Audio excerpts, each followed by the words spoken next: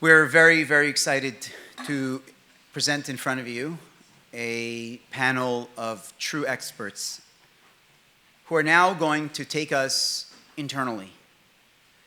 This morning, you started off by hopefully getting your general education and knowledge about Israeli-Palestinian conflict, leveling it up.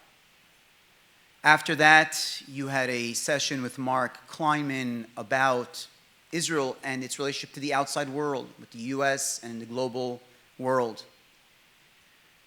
We saw what anti-Semitism on campus, us, kind of like battling those fights and on college campuses and what it means, how we're perceived from the outside. But now we're going to internalize a little bit, because any good work needs to have cheshbon hanefesh, needs us to look inside as well. Today's panel is about that. It's about looking inside and not asking what the world thinks of us or what we're thought of in college campuses, but rather asking ourselves what tensions and what challenges are we facing internally.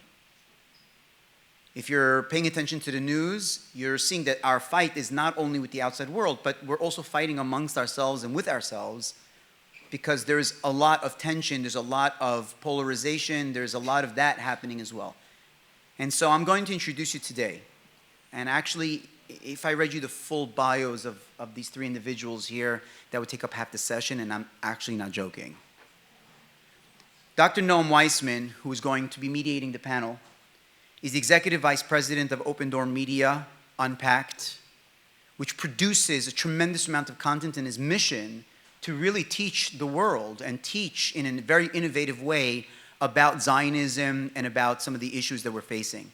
He spearheads the educational vision and content creation at Open Door Media, leading a team of producers and educators for the Unpacked brand, and he teaches millions of young Jews and non-Jews yearly through articles, videos, social media. Just their Unpacked YouTube channel and has over 270,000 subscribers and has reached over 50 million views.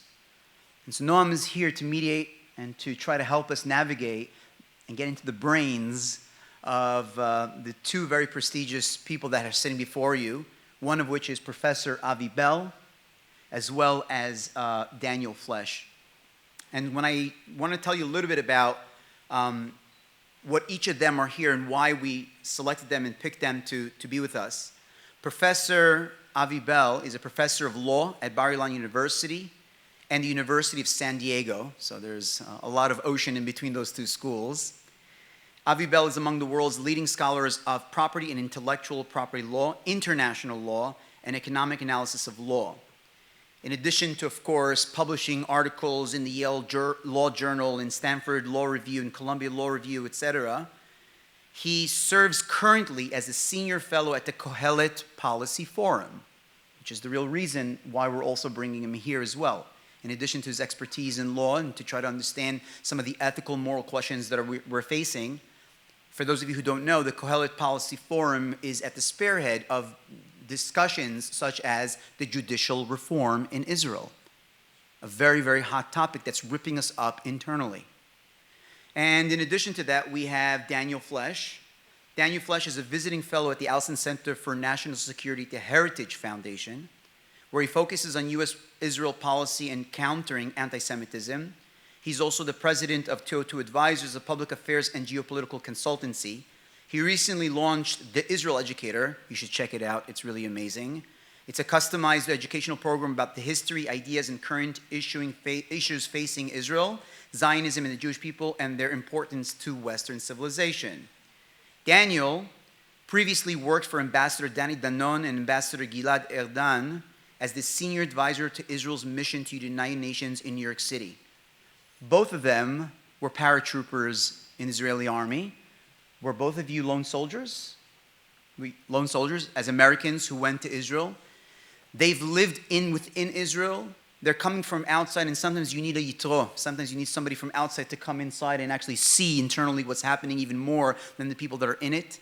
And so without further ado, I'm going to turn it over to our mediator, Dr. Noam Weissman, and let's give them a round of applause and welcome them. let's give a round of applause to Rabbi Albo. This day is quite impressive. Really, really, really impressive. I'm so thrilled to be here. I was actually supposed to be here just 2 weeks ago. We ran a conference here at Unpacked, Unpacked for Educators, together with the Addis Foundation. We did it at JLA, and we were working with 50 or so educators. Problem was my flights got canceled to be here. Did it over Zoom, like Shabbos Kessenbaum, but now I'm here 2 weeks later with these two august individuals. So I'm so happy to be here. So listen, here's what I did. Getting ready for this panel, I went to ChatGPT. And I said, I'm moderating a panel on Zionism for an elite Jewish school in Miami. You have to give it good prompts. I want to open with a corny but endearing joke. What do you recommend? This is what they came up with, ChatGPT. Why did the Zionists bring a ladder to the debate?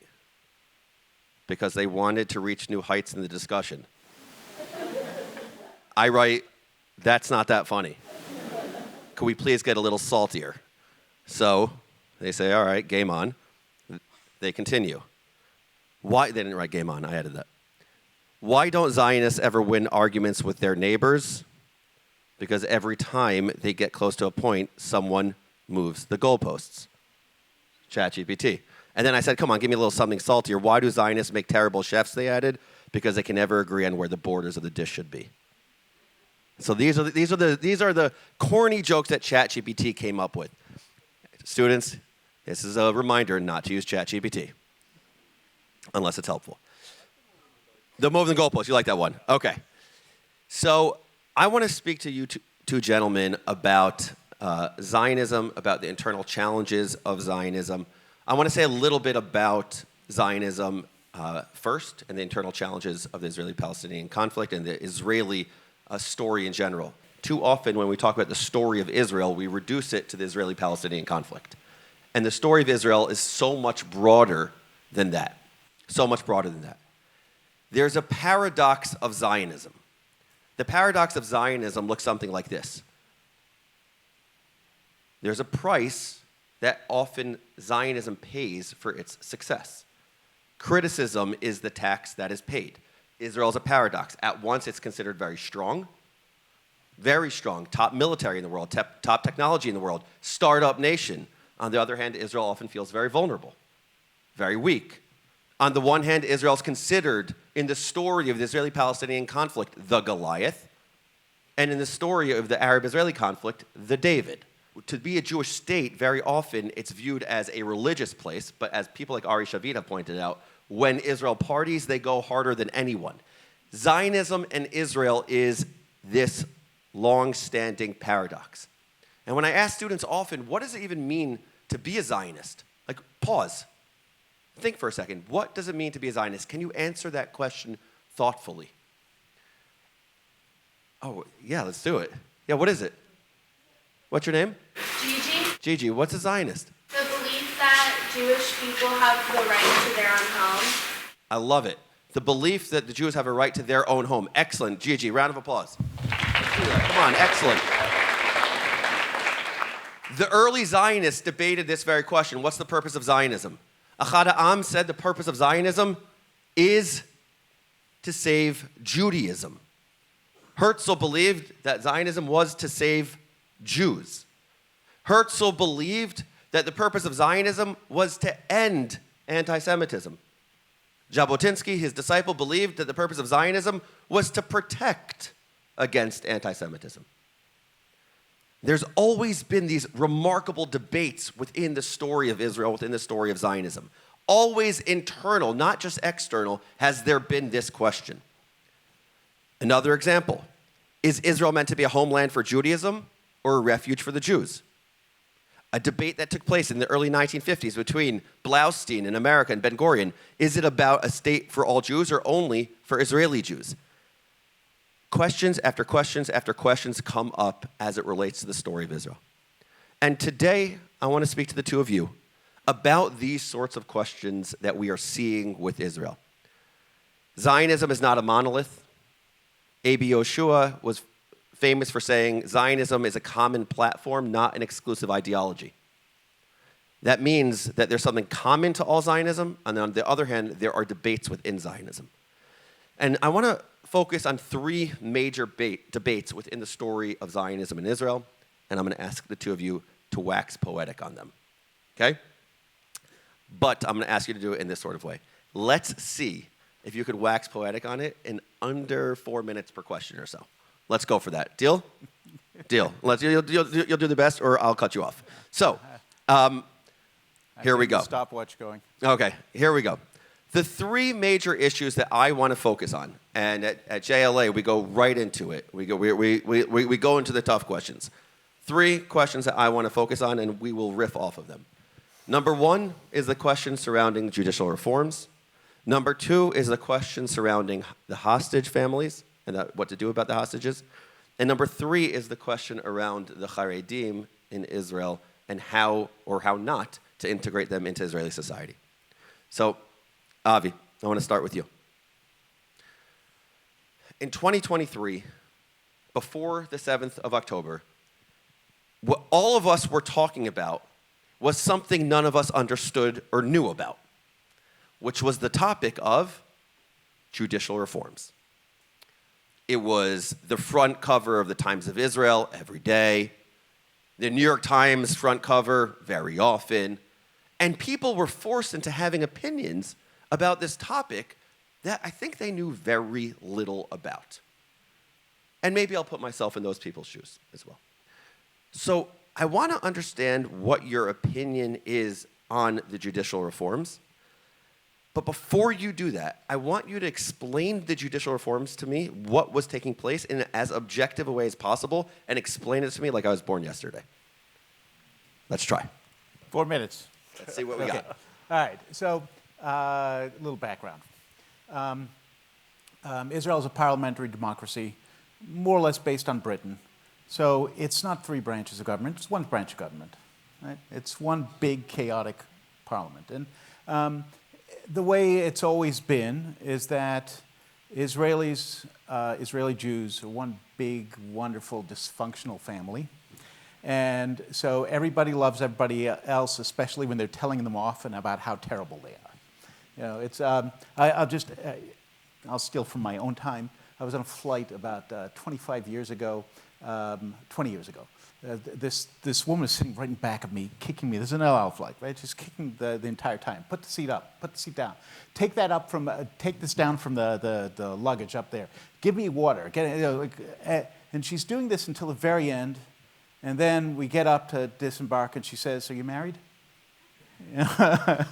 She's got a niece. Right?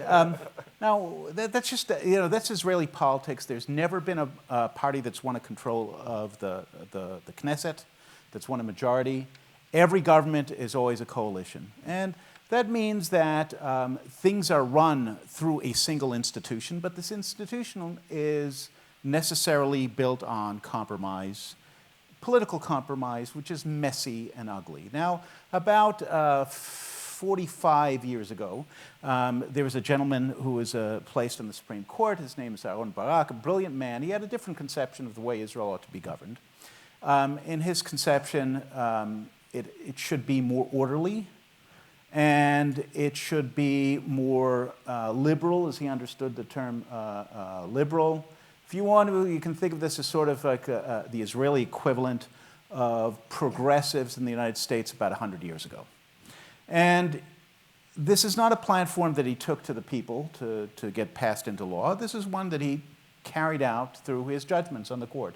And he was about 25 years in the court, and gradually he changed the system of the government of Israel to one in which it's no longer really a standard parliamentary democracy. It's what scholars would call a tutelary democracy, where there's democratic forms, but really what governs things is an overseer. They call themselves gatekeepers, right? The smart lawyers, they're the people who really get the final word on all decisions. Now, there are people who think that this is a much superior system, the people who think like Barak. And there are people who, like me, who think this is a vastly inferior system, that democracy has some really positive features to it, that the arguments, the messiness are good. They're a way of working out internal conflicts to get to results that most people can live with most of the time.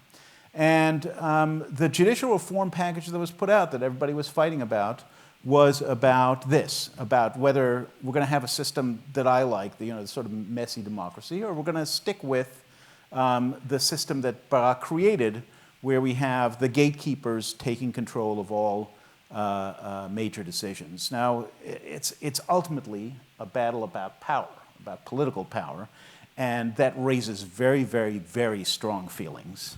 And naturally, these strong feelings appeared everywhere, in public debate, on the streets. And one of the unfortunate things that happened, I think, is that people, American Jews listening in, not quite understanding what was going on, expressed themselves very vigorously in ways that I don't think helped. Okay, so 3 minutes 59. I'm going to ask you a follow-up. Excellent, Avi. But now we're going to get controversial. Okay. According to the Jewish People Policy Institute, JPPI, which, by the way, do I have it over here? Great book that called A Jewish State, 75 Perspectives. By the way, just that book in and of itself, the title, 75 Perspectives, shows how many perspectives there are. One of the editors is Aharon Barak, right? And of the JPPI, so I'm just giving that context for where some of these stats are coming from, revealed that 84% of Israelis believe the judicial system is in need of a change. Only 22% support every change proposed in the reform. 22% is a very low percentage who supported every change in the reform. And is it worth it to get to the point that Hassan Nasrallah, the head of Hezbollah, in June of 2023 said, look at these Israeli people. Look at how they're tearing themselves apart. They are their most vulnerable. They're their most weak. We could get them now. Was it worth it? Okay, so let's say I am with the 80% and the 22%. I think that judicial reform is absolutely, positively necessary in Israel. And as for the particular changes that were proposed, some of them I liked, and some of them I did not like. If I'd been asked to draft the proposal, it would have looked different. That said, that's the way political proposals, that's the way reforms always look. Right? They're always compromises, and they always have elements that are good and elements that are not as good. And if there's going to be a judicial reform, that's exactly what it's going to look like. It's going to look like a package of things where you agree with some and you disagree with others. Is it worth it? It's the only way to move forward. Right? The idea that we cannot move forward until we absolutely agree on every single one of the details is to say that we can't move forward at all. And the result, by the way, in Israel, this is one of the things that Aharon Barak took advantage of over his years. How did he manage to create a platform out of the Supreme Court where he's never going to a vote, where he got all of his policies into action? And it is, if nothing happens until everybody agrees, then the default is whoever has control of the courts, because the courts issue judgments one by one. You can't disagree, right? It's not up for a vote afterwards. It's done. You do it by decree. And so if you don't have a compromise, then we end up with the system where we don't agree on anything and we have decrees that are not necessarily the best. Thank you. We could spend a lot more time on judicial reforms, but that issue was the issue of the day for the Jewish world broadly and Israel specifically for 9 months. And then on the 7th of October, everything changed, right? The people on the right and the left started coming together they stopped doing their protests initially. They went to war together, brothers in arms together. They did that sort of thing. But I want to go to you, Daniel, to speak about Zionism and the Zionist project. I spoke passionately about the different perspectives of Zionism within the Zionist world, seeing it as something that is common but also has differences. What do you think the impact that the 7th of October has had on the Zionist project? I only have 4 minutes.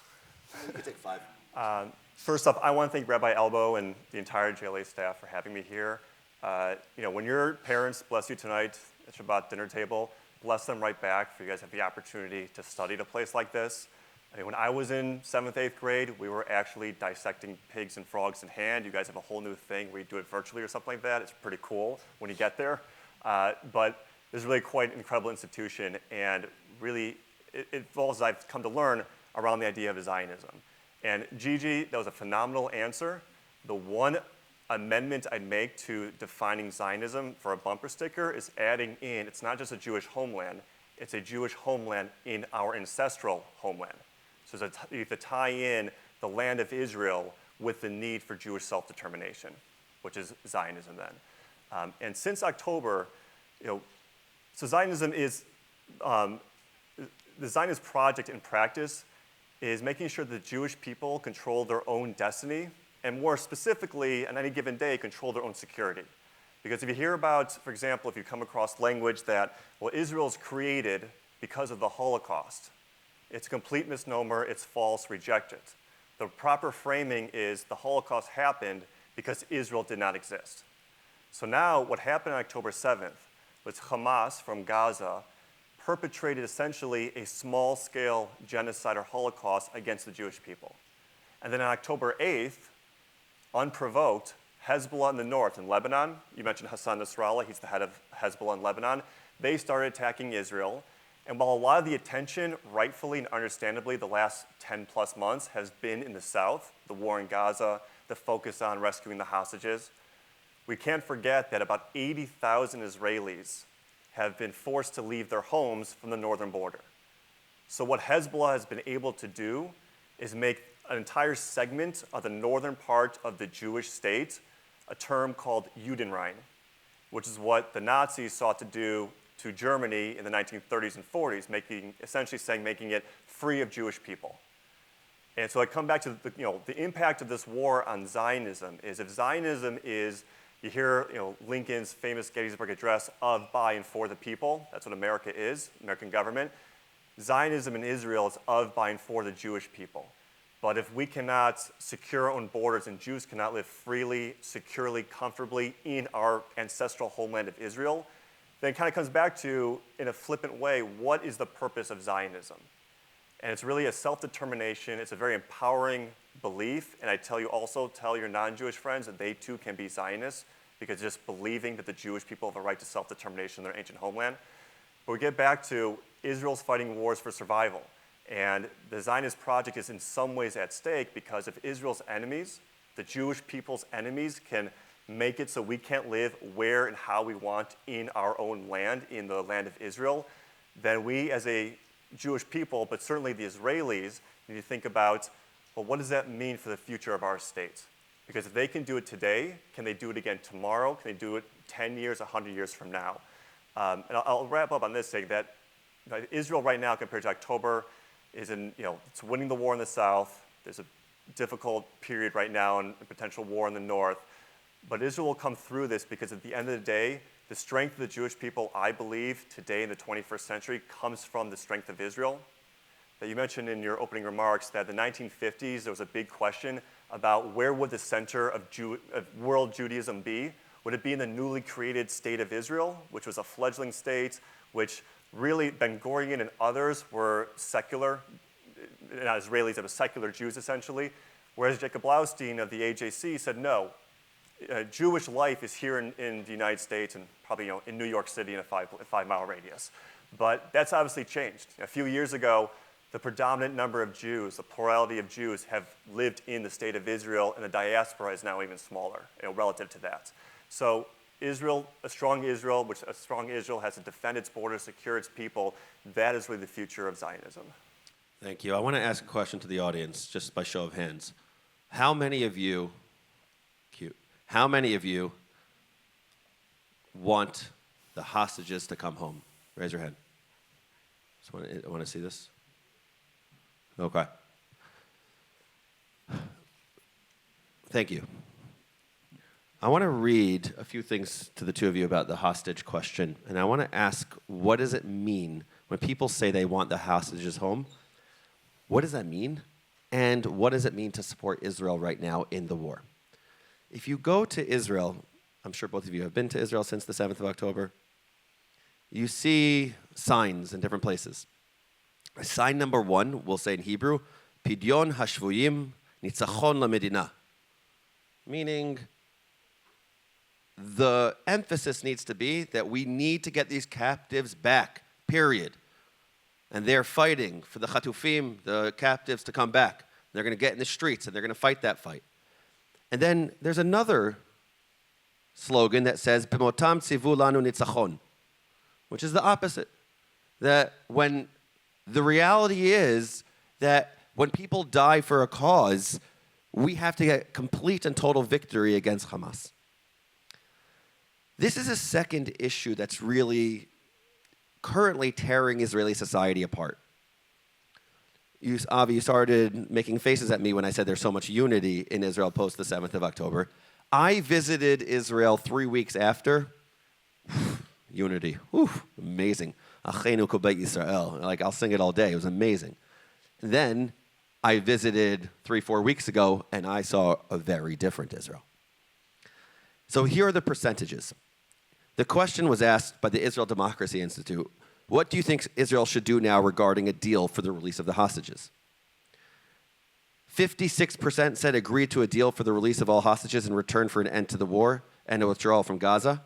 29.5% said agree to a deal for the release of some of the hostages in return for a temporary ceasefire in Gaza.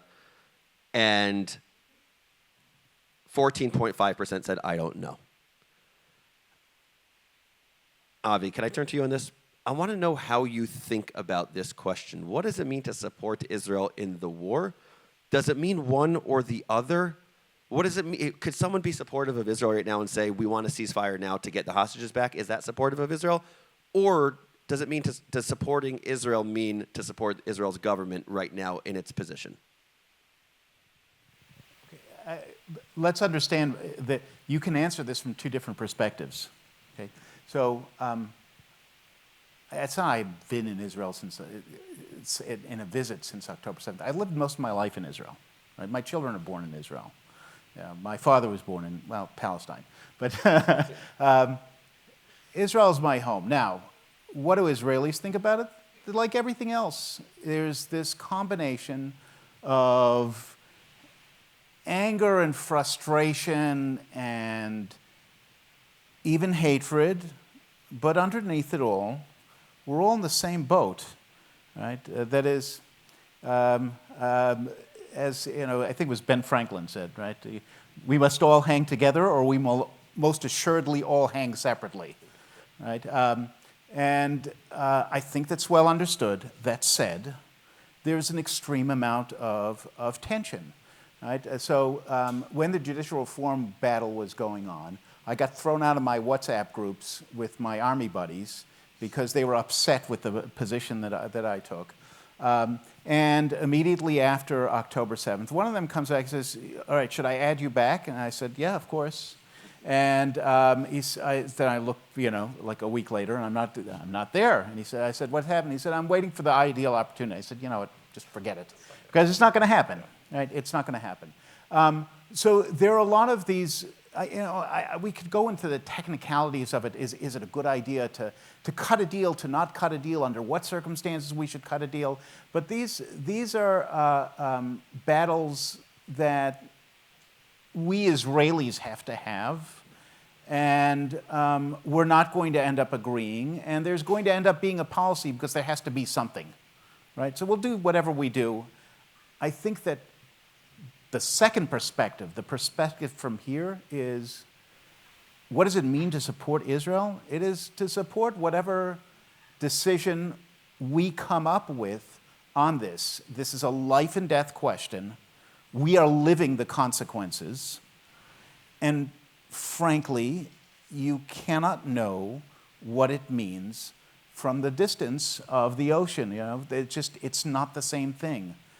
It means to support whatever we do. And if the government of Israel decides, and the head of Hamas agrees, which he's not going to, that the best thing is to cut a ransom deal, and we reach this ransom deal, then that's what you have to support. And if the decision is there is no ransom deal and we fight till the end, then that's what you have to support. It's, this is part of what it means to accept not only that there's a Jewish state, but the Jewish state functions as a democracy. The people who are there have fights and then reach a decision. Can I just underscore something there real quick? Yeah. In that I view our role in the diaspora as it relates to Israel. That's what I was going to ask you. Do you want to frame it up, or? I was going to ask what these students' role is. What are they? Are they? Is their role just sitting here right now? Some like really zoned in, some being like, okay, I think I know what's going on. But like, what's their role? They're sitting here right now. What's their role in this question? So I think to build off of Avi's comment, and this goes for any conversation, meaning kind of political, social conversation happening in Israel, whether it was judicial reform, whether it is the hostage situation, anything you want to think about, whether before it was the idea of a nation-state law a few years ago, the basic law. I think the role that we have, if you're not Israeli, is to support Israel in the sense that you recognize that if you're not in Israel, you do not bear the consequences of their decisions. And don't tell me, not that this audience would, but there's an incident a number of years ago in 2014 in the last major war in Gaza, obviously minor compared to now, where someone said to an Israeli member of Knesset, I wish you guys wouldn't conduct the war as you do because my child at college is getting harassed because of that. Well, our role is to be supportive of Israel in a hasbara way, in a financial way, et cetera, and not to interject ourselves on what are essentially internal Israeli dynamics, largely because we sitting here don't bear the consequences. And that's a very important thing. We have a right to say, first off, in America about anything, but also we have a stake in the future of the Jewish state, but we don't, I think, have a place to tell Israelis how they should govern themselves, just like I don't want Avi to tell me how to govern myself over here because he's not, he's in an interesting situation, not the best example here, but he's not living here, so why should he tell me how to govern myself here? Avi, do you agree with that assessment that the goal of the American Jew or the Jewish American should be to support what Israel does because of the fact that they don't bear the consequences? That meaning that's their role, to support? I think that the role of American Jews is to join us in Israel. I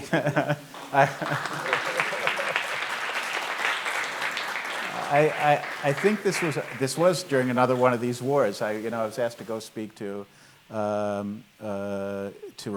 group of kids in Ramaz, right? And so this was the question that came up. What's the proper relationship of American Jews to Israel? And the proper role of American Jews to Israel, I think ultimately is, you're part of us, come join us, right? Now, you don't bear the consequences, then do.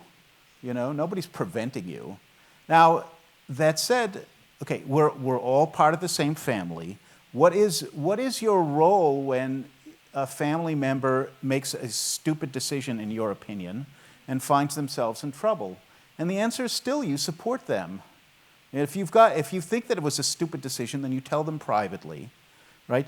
If you have a child that is misbehaving in school and getting into trouble, you don't go to the principal and tell him, please expel my child, right? That's insane, right? What you do is you try to help them through it. And so, I think it's more complex than, you guys here, you don't bear the consequences, because you actually can if you want to, right? But it's more a question of, what's your role when you don't quite understand what's going on, and this is your family, okay? We're all in this together. So what is your role? Your role is to help us do what we do. If we do something dumb, then you still have to help us. You want to add anything? No, I think that's a proper way of saying it. And it's not entirely true that we don't bear consequences here, because we can see what's happening in American streets the last 10 months, the rise of anti-Semitism, the direct Jew hatred, the attacks, et cetera. But that still's, when people talk about the two-state solution, for example, there's this guy, Benjamin Anthony, who runs an organization. He's a Brit who made Aliyah years ago, and he started in the army, and he has an organization doing kind of advocacy, education stuff.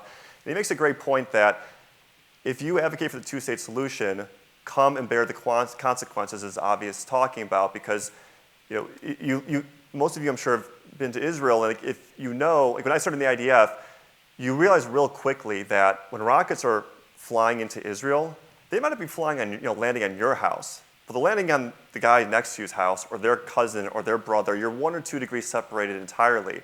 But until you are aware of that, you can see that from inside, it's hard then to understand the consequences of your actions, your thoughts, your words from the outside, which has real consequences for people. You mentioned one of the paradoxes of Zionism is that Israel is at once, I'd say, a regional superpower, but is also, particularly in this moment, highly vulnerable. So the things that we say, particularly as an American Jewish community, which speaks with an outsized voice, not only in America, but compared to other diaspora communities, really does bear weight and consequences for Israel and Israelis. For the sake of being educational for a moment, I am going to disagree with the two of you to provide the counterpoint, because the two of you agree. So I'm going to provide the counterpoint, and at the very least to raise it as a hava amina, as we do in the Talmud, to suggest an idea and see how it lands. I learned from a great rabbi named Rabbi Albo just beforehand about, very good rabbi. He said that... I met him. You met him? Yeah. Good guy, good guy.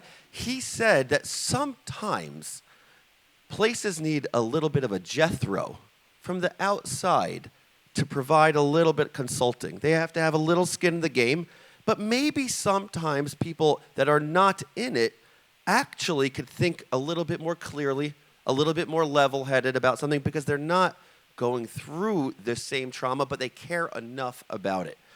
And so what I want to raise as a counterpoint, or as a different way to think about it for these young American Jews, is the way the Lubavitcher Rebbe, Zecher Tzadik V'Kadosh Livracha, explained it, which is there was a child who came to him, not religious kid, came to the Lubavitcher Rebbe in 6th grade with his father. He was introduced to him, and the Lubavitcher Rebbe was trying to make small talk with the kid. He didn't have anything to do with the kid. Didn't know anything about this kid. But he said, do you like baseball? And the kid's like, yeah, I like baseball. And the kid said, I actually just went to a game with my father. The Rebbe said, wow, it's amazing. You went to a game with your father. It's so amazing. How was it? He's like, well, we left after the 6th inning. And the Rebbe looks at him, and he says, you left after the 6th inning? He's like, yeah, they were losing by a lot. The Rebbe looks at him and says, did the players leave? The kid's like, no, they stayed. They played through the 9th inning. Of course they stayed. And the Lubavitcher Rebbe said, listen, to be a Jew means to not stand in the stands and be passively watching on the side. To be a Jew means to get in the field and play the game. That's what it means to be a Jew. So the message I always want to impart to Jewish Americans, which is my primary target demo on Unpacking Israeli History, is to get involved. Not necessarily to move to Israel if you want to do that. Zagezund, amazing, go for it. But to be actively engaged in a very serious way. And I think if we ask these young people to be passive and be supportive, that's ironically the opposite of Zionism, which is to be active and not passive. To raise their voices, but to have informed, strong opinions. But it has to be informed. That's my counterpoint for you to think through. Just as a counterpoint.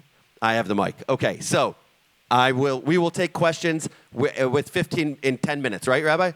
10 minutes, okay. So we're excited to get the questions very soon. But I have one more complicated, controversial question, because that's what we do on Erev Shabbat. We're getting ready to go into Shabbat with minucha, with a little bit of rest, but we got to go in with putting a little of hishtad, a little effort, let's sweat a little bit. So let me ask you this last question. You said, Avi, that we are all part of the same family. Okay, I like it. I'm down. The Haredim, who I don't see necessarily people who identify as Haredi here, maybe yes, maybe no, I could be wrong, maybe yes, are not part of the Israeli army. They're Jewish, but they're not part of the Israeli army. As a matter of fact, there's a statistic, by and large, okay, there are some that do go. There's a statistic that there's a higher percentage of Druze, meaning this very not well-known sect that's an offshoot of Islam, has a higher percentage of people in the Israeli army than Jewish people do. Because there are 66,000 Haredim right now that could be in the Israeli army, but choose not to. And it comes from the history of Ben Gurion and Unskop and making a decision to have unity to show that we're a family, and 400 Haredim were not part of the Israeli army. That was, they got a Pator. They were not part of it. I want to know how you think about this, guys. Should the Haredim be part of the Israeli army? Should that be the chok? Should that be the law? How do we think about it? Are we really one family in that sort of way? Or is that more of a bumper sticker that people could put on their cars? Is it real? Tell me what that looks like as it relates to the Haredim. Avi, to you. Okay. So I have a couple of things to say. So first of all, the statistic is not entirely accurate, and it's because we tend not to think about it, but actually, there are three large groups in Israel that don't serve in the army. The largest group is Muslim and Christian Arabs, by far the largest group.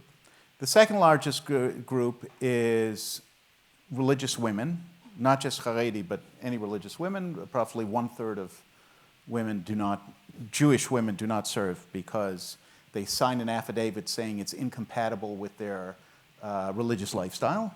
And then the third largest group is Haredim, men, who don't serve on the basis of their profession being Torah learning. Now, what do I think of this? I think that I don't know if I want this addresses the Christian and Muslim Arabs, but it certainly addresses all the Jews who don't serve. I think that when the tribes of Reuven and Gad came to Moses in the Transjordan and said they wanted to keep the land there. He said, sure, you can keep the land, but you have to go fight because are your brothers going to go to war and you're going to sit here? Just unthinkable. And I think it is unthinkable. So they obviously should serve. But then why don't they serve? Why don't Haredim and religious women serve? And they're not wrong that it's actually incompatible with their religious lives. That is, the army has not made a framework, or has made very few frameworks, in which they can serve comfortably.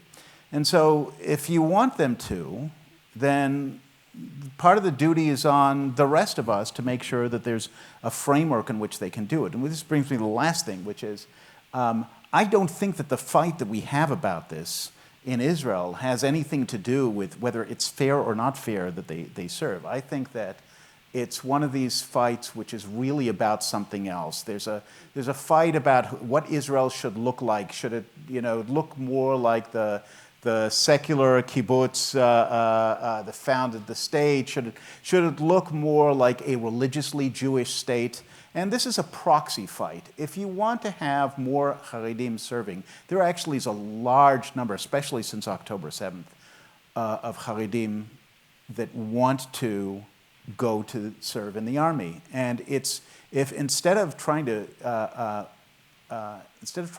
hit them over the head, if we come up with a framework in which they can join, I think they will want to. I think that what's wrong with Haredim serving is not that they're shirking. I think that it is to the degree that they don't feel the necessity to serve, there's something wrong with their sense of belonging. And they do belong, and we have to make sure that they understand that and their consequences. So you're saying that the issue, that it's not being in the army is a symptom of the issue, it's not the issue. Exactly so. Okay. Daniel, do you agree or disagree? Or is this something that you guys are going to disagree on? Maybe a little bit. Okay, let's hear it. So I think actually Avi's comment that's a symptom couldn't be truer for a lot of the issues Israel's been facing. The judicial reform was in many ways a proxy fight between what kind of future of Israel do we want to have. And so that's how you these different dynamics, because Mizrahim and Sephardim Jews are, at this point, certainly a majority of the population, and in Ashkenazim, who have generally held the levers of power, are diminishing, et cetera, et cetera. So it's really a proxy for that. And the issue of the Haredim is, I think, part of that as well. But since October in particular, the IDF has a certain number of soldiers it needs now to defend the state. And the last number of about a decade and a half, the IDF has a certain concept of how to defend the country that was basically proven false in October. So now it needs to kind of reorient itself. And it needs, I think, the number of 50 or 60, really 60,000 new soldiers, bodies in uniforms. And the conversation about Haredim is part of that, because where can Israel go to recruit a whole new population to fill those positions? And certainly the other two populations Avi mentioned are correct, but the Haredim obviously drawing from the Jewish population. This pact that Ben Gurion made at the beginning of the state is kind of like what's been taken advantage of in many ways right now. But just because you're joining the military does not mean, first off, you're going to be standing with a gun on the front line somewhere. The way the military works, at least in the IDF, it's highly functional. It's also, like most things Israeli, highly dysfunctional. And they don't really allocate people most efficiently and properly. So just to say, there's also ways that Haredim would join the military in non-combat roles, which would free up non-combat soldiers who want to be combat. There's a whole kind of chain of events that could happen that would have the Haredim be in a position where they can continue Torah studies, certainly, but also become part of the Jewish state more holistically. And there's Sherut Leumi, which is national service, which is kind of like AmeriCorps or Peace Corps. It's a one-year service that's non-military. But the question I think is coming out of the October 7th wars is really who is bought in and who is buying into the state of Israel, to the Zionist project, to bring it back to that, and who, as soldiers fight in Gaza and perhaps one day in Lebanon, from all over the country, side by side, they're also going to see who's not with them. And that's not good for, I'd say, the soul of the country, but it's also, at a time where they're going to look at the Haredim, and maybe now is the time to integrate them more fully, because when these wars have subsided and we look past it, they might be then turning to the Haredim population, looking them in a more negative light to say, you weren't there when we needed you, and you're not part of the same Israel that we were dying to defend, and also we're trying to build again. Can I just add something? Absolutely. Very, very quickly. Look, I've never looked at serving the Army as a burden. It's a privilege. Okay, my mother's a Holocaust survivor. Her world would have been different if Jews could bear arms. The ability of Jews to bear arms to defend themselves is a big deal. Okay, it's not something to be taken lightly. Now, when I look at Jews anywhere who don't serve, right, I don't think that what's wrong is that they're shirking their responsibilities or they're not part of the collective. I think that they're failing to understand what a privilege this is. I look at it. I'm hesitant to make this analogy, but there are people. It's a big responsibility to have children in this world. Okay, but if I look at somebody who chooses not to because they don't want to, what I'm looking at is that I feel a little sorry for them. They've missed out on something. There's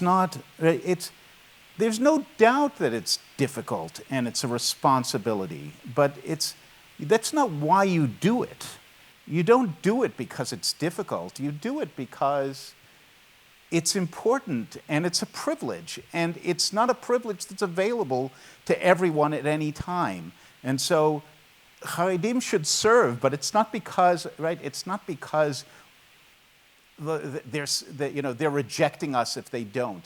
No, they're failing to take advantage of something important, and we have to help them take advantage of it. Amazing. I want to add one more point before we get to Q&A about what you're saying. I would love to add the following element to Jewish organizational life in the United States of America, which is to add, and I know that JLA does a great job of this, but I would add to it, which is at the end of the time that you're in K-12, that there's some sort of service that's part of the Jewish educational experience, like full service to the Jewish people. That could happen in lots of different ways, because by engaging in service, you feel much more part of whatever community that you're in. That's what happens when you give. When you give, you receive.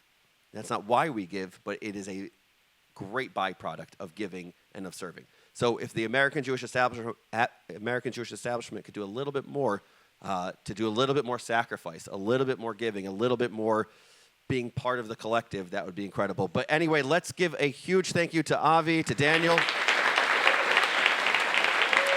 And I'm going to turn to Rabbi Albo to call up people for questions. I have one request, though. Yeah. The one request is that, I know we're in a Jewish audience, but the questions should end in question marks. Yeah. So let's try to ask great questions to these two incredible panelists. My name is Ariella. All right, my question is, what role do you think Bibi Netanyahu had on the internal conflicts happening in Israel? And how could he have stopped the October 7th before it happened? So, yeah, that's my question. I like it. Wow. How many questions do we have time for? I want to be, Rabbi, what are we just? Minutes? 15 minutes. So we're going to try to go back and forth, right? Yeah. Okay, great. Daniel, you ready? Sure. So counterfactuals are always hard to prove, near impossible. And this actually comes back to the judicial reform conversation a little bit, in that I'll put out a thought experiment there. If on October 6th or on 6:15 a.m. October 7th, you saw the IDF massing troops at the border to go into Gaza, what would have individually or collectively, as a country, as Am Yisrael, or as the world, what would we have thought? What is the IDF doing? What is Bibi doing? What's the government doing? The last about 16, 18 months before that, Hamas had shown that, they're letting more workers come in from Gaza into Israel. They might be moderating, really lowercase m there, moderating in some sense. We show that there's a financial future for them in Gaza. So what are you doing going into Gaza on October 6th or October 7th? Bibi would have perhaps rightly, perhaps wrongly been castigated across, I'm sure, Israel and the world. So it's hard to put on one person's shoulders why October 7th happened. And I think one of the reactions from Israelis is it's not just him. He's one person. Granted, he's been prime minister for the better part of 2 decades.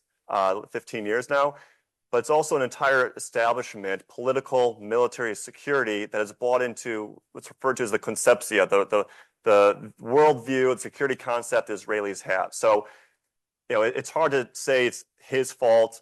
He's the one, as Truman said, the buck stops here, the buck stops with him. And the last thing I'll say is, in terms of internal dissension, I kind of viewed the response to the judicial reform really is the main issue, so to speak, because that's then showed to the world and Israel's enemies, well, maybe Israelis are more divided. So it wasn't so much the reform proposal itself, but actually how it was done perhaps, but also the response to, which you can only control your response to. But when you're telling fellow pilots and reservists not to show up to duty because of the reform, that also sends a pretty clear message to the region. Listen, one of the reasons that I think judicial reform is so important is because the elected leadership of Israel doesn't really control policies in Israel. It's the result of many, many years of power being transferred primarily to the court and to the legal advisors, and secondarily to other pieces of the bureaucracy. So whatever criticisms I have, and I do have them, of Netanyahu's defense policies regarding Hamas and Gaza in the years prior to October 7th. The reason I thought that judicial reform was so important is because I know that that's not where the locus of policy is, unfortunately. Now, as for Netanyahu himself, I've had the good fortune to meet and speak with, I think, all the recent prime ministers of Israel, including Netanyahu. And he is a very impressive guy who, like all political leaders, does some good and does some bad. I think that a lot of the fight that you've had over the judicial reform and other such issues has gotten intensely personal in a way that is not reflective of reality. Okay, what we're fighting about, and anybody who tells you in Israel that what we're really fighting about is Netanyahu, is somebody who's lost perspective on what's going on.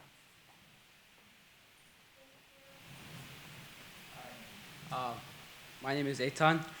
This is going to be a bit of a controversial question, but do you guys think that October 7th was an inside job? It sounds a bit crazy, but there was intelligence days before, weeks before, that Hamas was planning an attack. There were IDF soldiers on the border texting their commanders that Hamas was planning an attack, and yet they didn't do anything. So do you think there was someone higher up that prevented any response that caused October 7th? I'm going to ask a question to your question. And what would be the goal of the inside job from your perspective? I believe the goal of the inside job would be somebody that would be anti-Benjamin Netanyahu to get him out of the prime minister seat. So this would be used as a tool to unseat Bibi? Yeah. Yep. All right, what do you two think about that? I'll just say Thank this. you, Eitan. Yeah, thank you. I'll just say this, and kind of following from my statement to what would have happened on October 6th. History looks very linear until the present. And one thing through studying history you should appreciate is trying to empathize with people, wherever they might be, particularly those in power. You should have seen 9/11 coming, for example, and you should have seen this, should have seen that. When in intelligence collecting, the information, you try to collect as much as you can, and you try to decipher, you try to build a 1,000-piece jigsaw puzzle with only 7 or 10 pieces you have. So it's very hard to say what, not only receiving the information, how you interpret it, and also weighing it against what are your alternatives. The one anecdote I think is a really powerful story to share is, on June 4th, really, 1967. That's one day before the beginning of the Six-Day War, right? June 5th, 1967. There's a story that, speaking of Brett Stevens, actually, I think wrote about a Mosaic article about this a number of years ago, that the Israeli political and military security establishment was in the defense ministry, and they're looking at what to do. Nasser in Egypt had just kicked out the UN peacekeepers on the near the Sinai Peninsula, He was massing at the Suez Canal. They closed off the Straits of Tehran, not Tehran the country, but basically the Red Sea, which is really a casus belli, because if you close international shipping lanes, then that's an act of war. And the question was, what do we do? It wasn't clear if the United States was going to be behind Israel, if they attacked first. And I forget who it was who said it, but someone said, if we attack, we'll be castigated, but we'll survive. But at the time, it was looking like the entire world was going to condemn Israel if they attacked first. They'd failed at the United Nations, convinced them. LBJ was not entirely in Israel's corner. But we know from history that stunning, amazing victory, and it seemed like they absolutely had to do it. But for here on October 7th, it's hard to say on October 6th what should have been done. Daniel, was it an inside job or not? No. Okay. Avi, disagree? Agree? Of course it wasn't. Let me just, in general, it's a very attractive idea to try to put things in order. Like something terrible happens, something complex happens, to put it in order in your head by assigning responsibility to someone, right? But in general, things don't work that way. Human behavior is complex, and when they work together, it's more complex. And institutions are complex. Things come from all sorts of places at different times. So why was it that the Aaron Haliva, who just stepped down, was the head of a branch of Army intelligence? Why was it that he kept burying these reports that he was getting about what was going on the other side? And the answer is, it's not because he had a sinister plan. It's because of arrogance. People don't want to see certain things, especially once they've, once they put their reputation on the line by saying that X is never going to happen. They don't want to see evidence that it is going to happen. Right? They don't want to admit to themselves, let alone to anyone else, that they were wrong. Now so I'm in general not attracted to theories that the reason something terrible happened is because a person who's in hiding wanted to happen. But I'm particularly not attracted to those theories when it comes to Israel, because Israel is one of these places where everybody knows everyone. Okay? It's just not, I know people in that unit. Okay? It's not possible to run an inside job without anyone getting wind of it. It just can't happen. Okay, so no, it did not happen. There's a psychological reason that we turn to conspiracy theories often in life, though, and one of those reasons is when we can't come up with a plausible solution to something. What we'll do is, and this is often where anti-Semitism comes from, we will come up with the boogeyman or the boogie reason, and that will help explain what's going on, because otherwise I don't have a way to figure this out.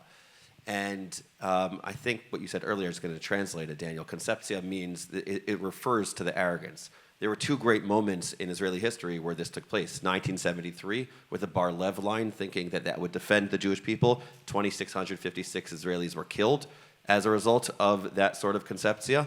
And perhaps an argument can be made that the assumption that with the Iron Dome alone, and relying on that and relying on the strength of Israel, this is a Jewish point, that when we have that when we think that it's our might that got us to this point, well, guess what will happen? We will learn that that is actually not the way to go about it. And that will happen in retrospect. That will happen after the war. And that's something that Bibi Netanyahu is saying, that there should be a commission afterwards, just like 1973. There was a commission that was done, that they looked at Golda Meir, they looked at Moshe Dayan, they wanted to know who is responsible. That happened after the war. And Bibi is making the argument that he's willing to be investigated and brought to accountability after the war, and those questions will be asked. A round of applause to Daniel Flesch. Before we want to give you a small gift, a token of appreciation for coming and blessing us with your presence and your knowledge. Dr. Noam Weissman mentioned which is actually in this week's parasha. And just to leave you up with maybe one thought, Torah points out that there are three things that the Torah in this week's parsha points out that could lead us to hubris, that could lead us to arrogance, which I think is by far the greatest enemy that we have, maybe even more than Hamas. And the three things that the Torah's portion tells us are the things that might cause us hubris. One is wealth. The second one is power. You might defeat their armies, and then after, as a result of that, you might feel so powerful, you might attribute that success to yourself. And the third one is kibitzitkati, your righteousness. And I think that we're living in a day and age where we're really fighting that hubris, and for us to have the humility to know that we don't know. For us to have the humility to know that even with all the power, with all the wealth, and with all the righteousness that we have, we still, to rely on our Father in heaven, but to continue making hishtadlut by your learning that you did today. That's an incredible hishtadlut. Each of them being soldiers in that army, each of you being in that army as well. And so thank you very much. Wishing you a Shabbat Shalom. Thank you. Thank you so much. Wishing you all a Shabbat Shalom. You are now dismissed. Thank you for coming. Thank you.